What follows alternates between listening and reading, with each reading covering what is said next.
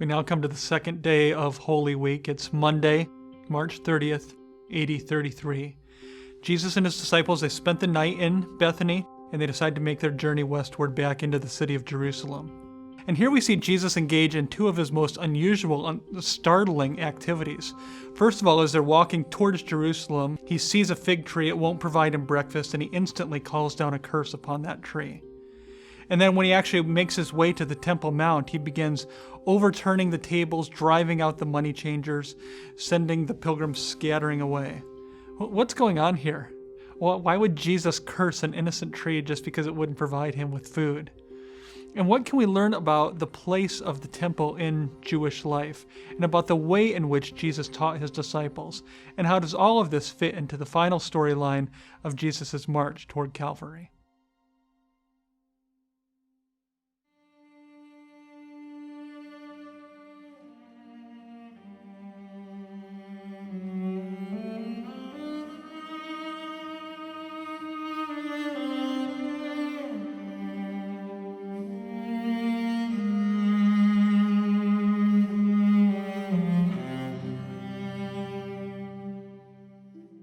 For many readers of the New Testament, Jesus cursing of the fig tree is one of the oddest things they will ever read. I think the answer is actually provided in the text of Scripture itself. First of all, when we go to the Gospel of Mark, we see a literary technique that most scholars call a Markan sandwich. What a Markan sandwich is that we have one thing going on here, something else, and then a third piece that's very similar to this piece. So two pieces of bread with the meat in the middle. What we learn about this literary technique as it's deployed over and over again in the Gospel of Mark is that the two pieces of bread are related to the meat in the sandwich, and they mutually interpret each other. So we know that the curse in the fig tree must have something to do with the cleansing of the temple. The other thing we learn from Scripture is that, especially in the Old Testament, is that the fig tree is closely associated with Israel. This all comes together then when we see Jesus goes in the temple, cleanses it as an act of judgment against Israel. Just earlier, he had cursed the fig tree. What's happening is in cursing the fig tree, he is parabolically judging Israel, saying, "You haven't borne fruit unto Yahweh, and as a result, you are cursed." The temple was not just the heart of Judaism, it wasn't just central religion.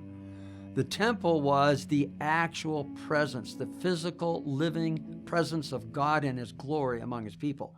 Therefore, Jesus teaching in the temple every time he went, and especially in pilgrimage times when the Jewish people were coming from Rome and from Babylon and from Alexandria and from all over the world, then Christ was bringing the Jewish people home to hear the voice of God in his house. When Jesus spoke elsewhere, it was synagogal. That the synagogues were originally developed to be a presence of the temple. This was especially during the exile, and the temple had been destroyed. Then they were the temple in all parts of the Jewish world. When rabbis went to a synagogue, they are very often asked to speak. There was a much more informal air than what we have today, where we have pastors who are always speaking every Sunday. But it was the common word for the official teachers of Judaism. And so Christ was already viewed as a teacher / rabbi, but at the same time, the leaders totally opposed him because what he was teaching was so much in conflict with what they were teaching. So he was accepted as a teacher and rabbi by the people, but rejected by the leaders.